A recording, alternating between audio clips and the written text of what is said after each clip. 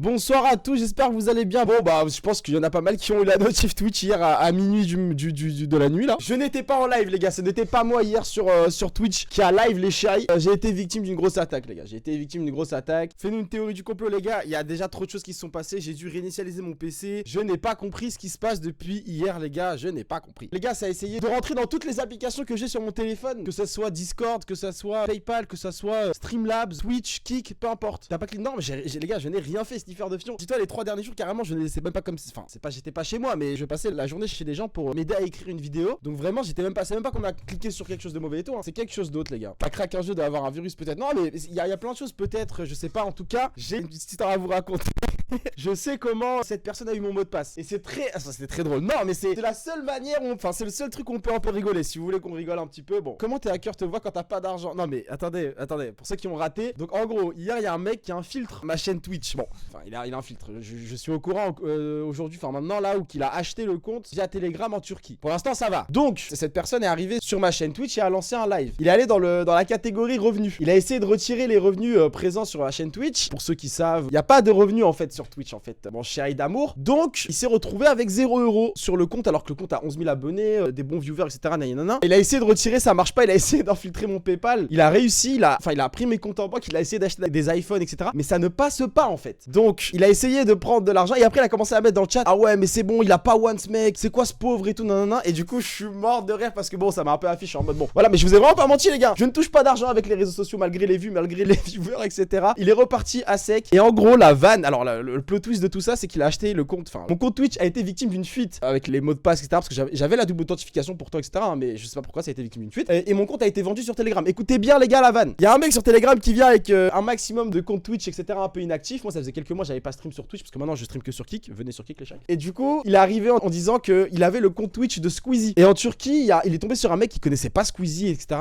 Et il a réussi à lui faire monter l'enchère. Il lui a vendu le compte Squeezie du coup 1200 ou 1250€, un truc comme ça. Ce qui fait que déjà moi j'ai pas de tal. Il a mis 1200 balles pour avoir mon mot de passe. Il a cru c'était Squeezie. Il est arrivé sur la chaîne. Il a vu Sofiane. Il a dû se dire mais wow. Il est parti sur les revenus. En plus il a vu j'étais broke. Il y avait même pas 1€. Il y a rien. Il a rien renta frère. Mais du coup c'était marrant parce que je me suis dit bon le mec qui a vendu en mode Squeezie putain il y a des enchères de comptes qui se font vendre etc. Donc attention aux streamers. Et surtout que la double authentification ne sert à rien. Moi j'ai toutes les sécurités maximum surtout. Et du coup bah j'ai dû tout réinitialiser un peu le PC etc. Parce qu'au début j'étais pas au courant de l'histoire donc j'étais en panique. Je m'étais dit mais peut-être j'ai téléchargé un truc, peut-être c'est un truc dans mon PC. Du coup j'ai réinitialisé le PC les gars. Donc ça veut dire j'ai tout perdu, j'ai tout réinstallé. Là c'est chiant. J'ai tout reparamétré. Du coup bah c'est chiant. C'est des gens de Discord les gars. C'est des gens de. Il y a 2 mecs de mon Discord qui m'ont beaucoup aidé. Mira et un autre frérot à moi, je peux pas dire son nom, qui m'ont aidé sur remonter, qui m'ont touché, enfin qui m'ont hacké en tout cas. Parce qu'au début je m'attendais à une attaque peut-être. Voilà. Vu que le temps est très maussade, je me suis dit peut-être que au final non. Fausse alerte. Heureusement parce que j'aurais eu peur là. Je me serais dit bon, je suis en train d'écrire une vidéo YouTube, j'arrive sur la fin de l'écriture comme par hasard, je rentre de chez mon pote et puis on me hack et puis tout est bousillé. Au final ça va.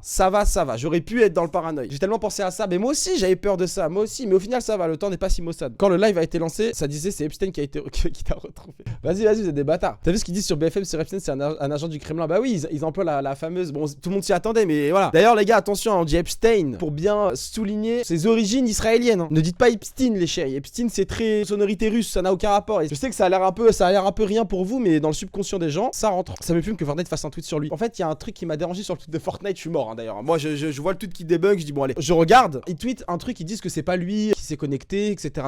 Bon, pour l'instant, ça va. Moi, je les croyais à 100%. Moi, j'ai une confiance folle envers Epic Games, pas du tout. Non, mais quand même, en vrai, je me suis dit, bon, voilà, on va voir. Je vais pas mentir sur ça quand même. Et on voit, et du coup, le truc qui est bizarre dans le tweet de Fortnite, c'est vraiment qu'ils disent qu'il n'y a aucune adresse mail dans leur registre de données, dans toutes les adresses mail qui ont été données par le FBI. Compliqué, sachant qu'il y a des mails qui confirment que, effectivement, Jeffrey Epstein a acheté des V-Bucks. En plus, le compte est localisé en Israël. C'est chiant parce que ça a le même pattern de game qu'il fait actuellement, enfin, qu'il fait souvent, qu'il faisait. En fait, il y a un mec sur Reddit qui a analysé les habitudes du compte, le nombre de games qu'il faisait, etc. Et c'est à peu près le même pattern qui se reproduit là les derniers mois où Little Jeff s'était connecté sur Rocket League, etc. Donc Fortnite nous a menti sur le fait qu'il n'y ait pas son email dans la base de données, sauf qu'on peut pas les croire sur ça parce qu'elle y est littéralement. Il y a des mails où il achète des V-Bucks, frérot. 25$ de V-Bucks, c'est réel. En fait, dans les mails d'Epstein, il faut savoir, il y a beaucoup de merde. Genre, il y a beaucoup de genre tickets de caisse, etc. Et même les mails d'abonnement, etc. On sait un peu il est abonné à quoi et tout, nan. Notamment le Xbox Live, il s'est fait bannir du Xbox Live, les gars, je suis mort. Mais plein de choses comme ça. Et du coup, bah, les V-Bucks, c'est même pas un mail ou un code, hein. C'était vraiment écrit Jeffrey Epstein, enfin merci Jeffrey pour votre achat de $25 de V-Bucks. Se faire bannir de Xbox Live en 2013 alors que tu pouvais être misogyne et dire 20 fois le N. Ouais, non, mais c'est. Je sais pas ce qu'il a fait, Okan, je sais pas ce qu'il a fait. Ouais, non, mais c'est bon, ça y est, carte bancaire, je l'avais call. Jack Lang, évidemment, va être mis en bouc émissaire par rapport à l'histoire Epstein. J'adore parce que là, c'est un peu un coup de traite qu'ils lui font parce qu'il y a beaucoup plus de gens qui sont touchés par l'affaire Epstein que ça. Ils utilisent Jack Lang comme prétexte, comme celui qui va manger un peu toute la foudre. Il doit manger beaucoup de foudre. Mais il y a d'autres gens. Et bien sûr, il y a d'autres Français. Il y a Bruno Le Maire. Il n'y a pas un mot dans la presse pour Bruno Le Maire. Alors que Jack Lang, on a interrogé sa fille, etc. Je pensais pas défendre Jack Lang un jour. Mais pour le coup, tout le monde sait. Voilà, c'est des choses qui sont actées. Maintenant, il faut plutôt agir dans le sens où il y a des autres. Il y a Attali qui est cité. Évidemment, Macron qui est cité, il me semble, plus de 200 fois. Il y a beaucoup de gens qui sont cités, mais il y a que Jack Lang qui prend pour tout le monde. C'est relou. Même s'il mérite, hein, tout ça, évidemment. Hollande aussi mêlé il y a longtemps, bien sûr. Et il était mêlé avec Jack Lang en plus. Enfin, il était mêlé avec Jack Lang. Ils ont été très proches les deux. Il a démissionné l'Institut du monde arabe. C'est trop faux qu'il soit pas viré. Il a démissionné, c'est sûr ou pas? Parce que j'ai vu l'info passer, mais je crois qu'il a posé sa démission. Et je crois maintenant c'est à l'Institut du monde arabe de l'accepter. Je sais pas, carte bancaire volée. Je crois que Jack Lang n'a plus trop toute sa tête, hein. Honnête. Ça fait que ça m'étonnerait pas s'ils veulent vraiment l'enfermer en mode. Parce que je crois qu'il même balancé, personne ne le croirait. Il est juste fou. Il a 89 ou 90 ans, il aura pas en prison. Mais non, mais bien sûr. Jack Lang, voilà. Et comme t'as dit, El Corso, ce qui va se passer avec Jack Lang, c'est comme ce qui s'est passé avec Sarkozy. C'est comme absolument tout le monde. C'est la même chose. Enfin, Sarkozy, c'est pas trop passé comme ça, j'avoue. Il a fait un truc un peu différent. Mais Jack Lang, ce qui va se passer, il va être interrogé. On aura des grosses photos de lui dans la presse, de lui qui sort du tribunal, etc. Genre des trucs un peu choquants. Les gens ils vont dire oh là là, putain, enfin Jack Lang, etc. Lourd. Le mec a 89 ans, je crois. 90, je sais plus. Bref, il va être interrogé une fois, deux fois. Bon, il va être trop vieux pour être jugé. Il va finir sa peine. Il va même pas faire sa peine. Ou il va être trop vieux pour être jugé et il va tout simplement être en liberté. Et puis il va jamais toucher à la prison, même pas un jour, même pas une heure, même pas à la garde à vue, gros. Jack Lang, il porte un masque comme Biden. Biden qui porte un masque, waouh. Cette théorie, vous savez que j'étais friand d'elle il y a 2-3 ans. Non, il y a 2-3 ans. Si, il y a 2-3 ans. Je m'étais posé en mode bon, allez, je regarde qu'est-ce qui s'est passé avec Joe Biden. Pourquoi les gens sur Twitter américain disaient qu'il avait un masque et je regarde, etc. Et puis j'avoue qu'il y a plein de choses qui m'ont fait dire que bon, bah, je crois que c'est pas Joe Biden, les gars. Notamment les différences de taille. Les différences de taille sont astronomiques entre chaque apparition, les gars. En une semaine, il peut prendre 15 cm,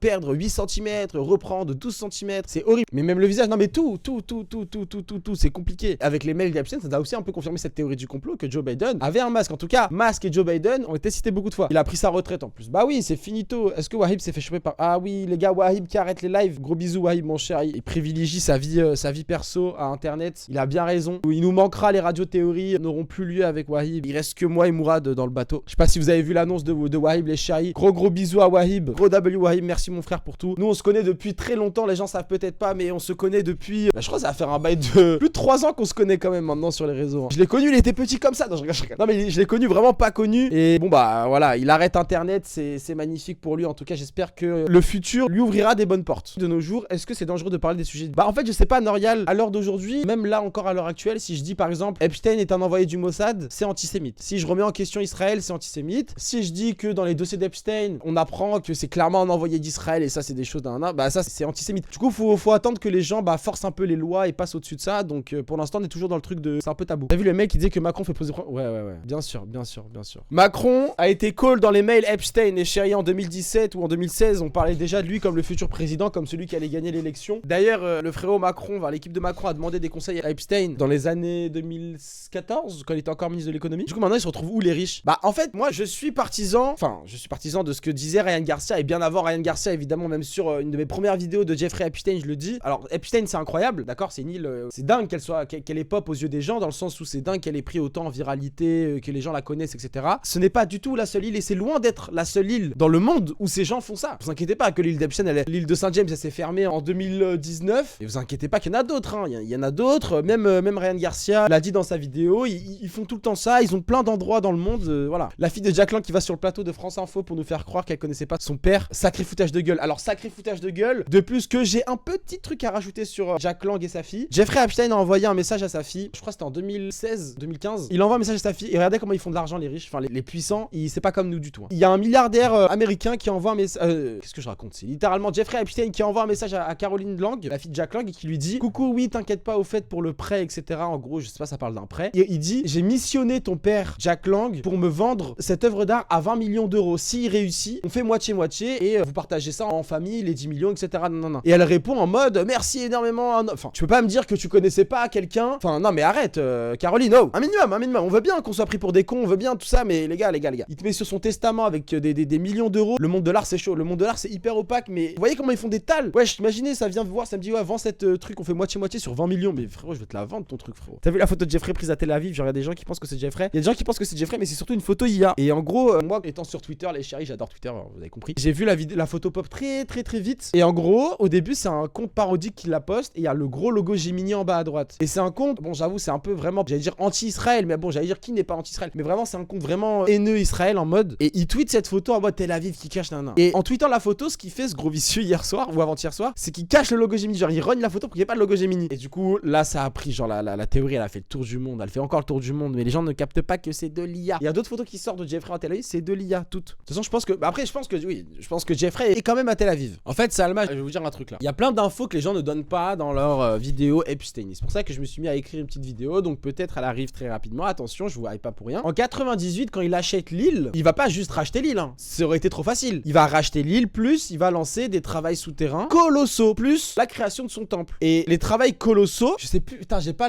le nom de l'entreprise, je l'avais noté. Mais en mode, l'entreprise, les gars avec qui il s'est associé pour faire les tunnels dans son île, c'est littéralement l'entreprise la plus performante. C'est genre le Apple des tunnels dans le monde. Ils sont trop forts. Et en gros, il travaillait avec eux hyper proche. Le PDG de cette société était invité régulièrement chez Epstein. Et voilà. Et ces gens avaient des sous-sols immenses. Et donc, c'est pour ça que ça me choque pas. Du coup, quand je me rappelle de la théorie de New York, ce sous-sol, de Paris, sous-sol, c'est pas des choses qui me choquent. Imagine dans les prochains mails, on apprend vraiment que Macron est un fils bâtard de Rothschild. Je pense que les gens réagiraient comment? Bah, en fait, j'ai peur là que ça continue dans cette direction parce que, en fait, là, ils sont en train de nous faire un peu accepter. C'est pour ça que même aux États-Unis, ils sont en mode n'arrêtez jamais de parler d'Epstein. C'est un peu le dicton. Il ne faut pas arrêter de parler d'Epstein. Ok, ça rentre un peu en travers du plan, mais les gens commencent un peu à accepter malgré tout. Hein, même si tu leur dis ah, t'acceptes ça, ils vont dire non. Mais dans le subconscient, ils acceptent tout ce qu'ils lisent et la surinformation, et les fake news, etc. Ce qui décrédibilise un peu l'affaire Epstein dans notre subconscient et que du coup maintenant on entend trafic sexuel et puis bon bah voilà, on va pas chercher plus loin et puis on s'en fout. Sauf qu'on peut pas se permettre de continuer dans cette direction-là. Enfin, les humains avec un grand H ne peuvent pas se permettre d'aller dans cette direction-là parce que sinon bah en fait c'est la fin. Enfin, c'est pas la fin de l'humanité, mais ça ne va jamais changer alors dans ce cas-là. Genre vraiment. Et ces mêmes gens-là, par exemple, j'aimerais bien que les gens qui se sont autant donnés pendant, c'était les municipales, où ça a envoyé des grands posts propagande pour aller voter à gauche, pour aller voter à droite, faire barrage à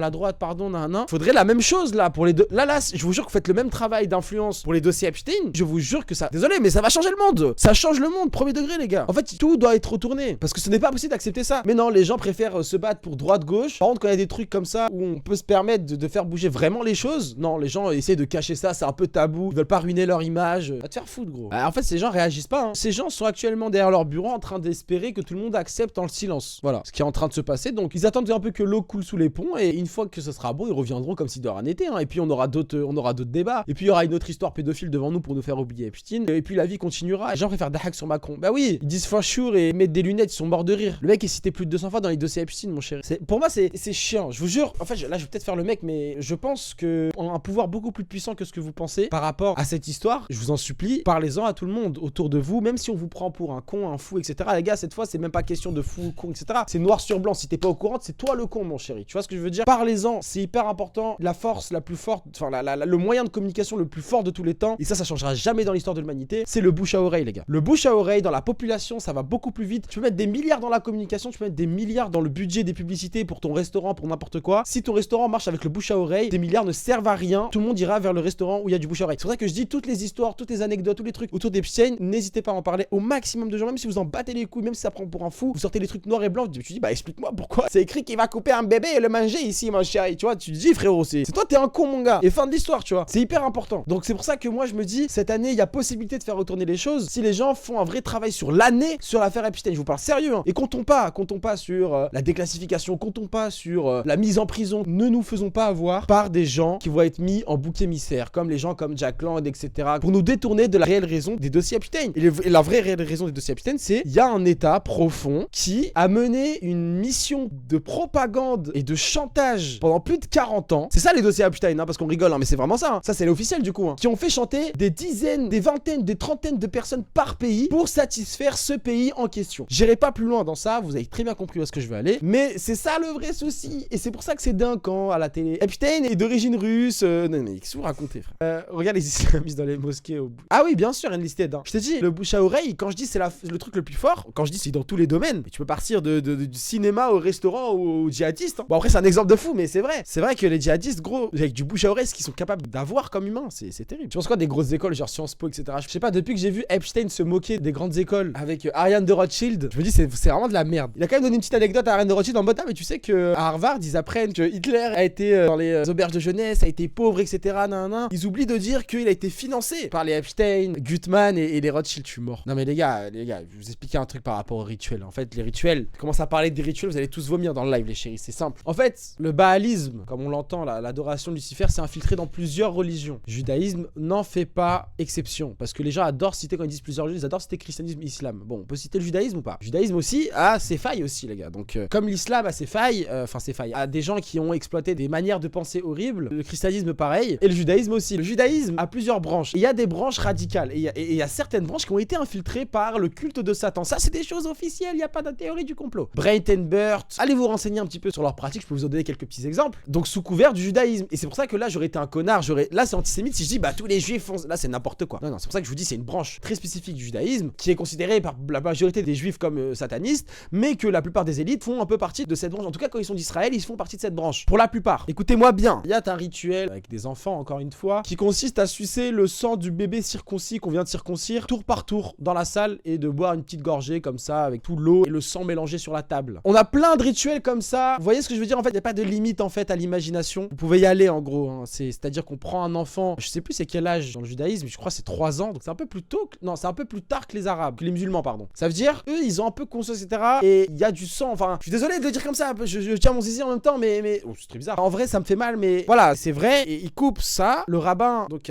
laisse couler le sang du zizi, n'anesthésie pas, rien du tout, et puis voilà, lèche le sang, voilà, bref. En gros, c'est pour ça que je vous dis, si je commence à parler en mode théorie, je commence à parler en mode rituel sérieusement, mon live ne va pas tenir les chéris. Et toutes ces sectes-là rejoignent toute cette croyance envers Satan, c'est juste qu'ils le vénèrent pas de la même manière, mais ils ont tous des rituels horribles les uns que les autres. Peu importe la finalité, c'est terrible. Et en fait, moi je me suis vraiment renseigné sur, il y a des courants religieux qui sont un peu bizarres, même si on n'a pas jugé, etc. On regarde juste, tu regardes un peu pourquoi eux ils pensent vraiment différemment à eux, etc. Et puis au début tu regardes et puis tu te dis bon bah c'est juste une histoire, je sais pas moi, d'histoire, ils sont pas d'accord sur lui quand il est mort, il y en a ils suivent David, il y en a ils suivent Issa, il y en a ils suivent Jésus, bon c'est un peu différent envers tout, tu vois, tu te dis juste ça, mais après plus tu rentres, plus t'entends qu'il y a eu des fractures de ces religions des fois dans l'histoire et que des gens ont pensé à eux, à leur gueule, pendant juste 10-20 ans, en modifiant un peu, pas la religion, mais une partie de la religion dans leur pensée. La religion est restée, elle, stable, et ces gens-là, sous prétexte, sous le fait qu'ils soient prêtres, sous le fait qu'ils soient imams, sous le fait qu'ils soient rabbins, vont pratiquer des cultes sataniques, mais sous couvert de religion, vous voyez ce que je veux dire? Et donc ça met un brouillon dans la tête de tout le monde, entre les gens qui connaissent pas du tout les religions, qui disent mais pourquoi ils font ça, les gens qui n'ont aucune connaissance spirituelle, qui veulent pas admettre la spiritualité dans le débat par rapport à ces gens-là quand on en parle, qui vont dire non mais arrêtez, on évite le vrai problème, le patriarcat, le capitalisme, etc. Et puis on a ceux dans les religions qui vont limite essayer de défendre parce qu'ils connaissent pas trop bien, et puis ils essaient d'expliquer ça. En fait c'est débile, c'est débile. T'as vu le mail où ils disent ouais les gars ils sont là pour nous servir, mais bien sûr. Il y a plein de mails où ils parlent de nous comme des goyim, mais ils vont mais tranquille, il y a Master Goy 333 qui va dire que c'est un problème de patriarcat et que c'était un RP entre eux. Mais du coup voilà les gars, pour ceux qui se doutaient, non, c'est pas moi qui ai lancé un live sur Twitch hier. Donc RAS, ce n'est pas une attaque du Mossad, ce n'est pas une attaque d'Israël, tant mieux. Mais j'ai eu peur, hein. Rien à voir, mais c'est quoi ton jeu vidéo préféré? Je pense quand j'étais petit c'était Dragon Ball Budokai Tenkaichi 2 ou Prince of Persia ou Medal of Honor. Après j'ai grandi un peu, je dirais Black Ops 2 ou bien Minecraft. Et ensuite là du coup maintenant que j'ai grandi, j'adore Detroit Become Human, The Last of Us 2. En vrai Red Dead, tu sais que j'ai pas trop kiffé, hein. Enfin j'ai pas trop kiffé. J'ai plus kiffé Cyberpunk que Red Dead. Ça, t'as les mêmes goûts que mon daron. Ah waouh. Medal of Honor, Prince of Persia. J'adore, mais moi j'adore tous ces jeux là. Moi j'ai commencé sur la PS1, PS2 comme une merde. J'adorais. Je suis né avec une manette dans la main, j'adore les jeux vidéo. Sans les jeux vidéo, je ne serais pas comme ça, c'est sûr. Mais les gars, je suis né en 2002, hein. Commencez pas à me faire passer pour un vieux. Juste j'adorais les jeux vidéo. Moi je jouais tout le temps quand j'étais petit. Là, ça va être une fin de live les chéris. Je vous dis au revoir parce que normalement je stream 1 heure, etc. Mais je vous dis hein, les gars, il y a un petit cahier là, il y a un petit cahier avec des idées de vidéos qui est juste là. Attention à cette semaine, c'est tout ce que j'ai à dire. J'ai pas envie de vous hype pour rien et vous parler dans le vent, mais on avance aussi. C'est pas pour rien que je live pas les chéris. Voilà. On avance, on écrit des trucs, on fait des trucs, on fait des petits rituels. Non mais on est en mode chill, Donc c'est pour ça dans la semaine vous aurez des nouvelles hein, déjà. Donc moi j'ai surtout hâte de putain, ça y est, commencer YouTube quoi. Bon les chéris, merci pour ce live. Au final plus de peur que de mal par rapport au hacking. Dieu merci. Je n'ai pas perdu mes cons, je suis toujours là les chéris. Le Mossad ne m'a pas eu. Bon allez bisous les chéris, je vous aime. Merci à tous pour ce stream les chéris. Allez bisous les chéris.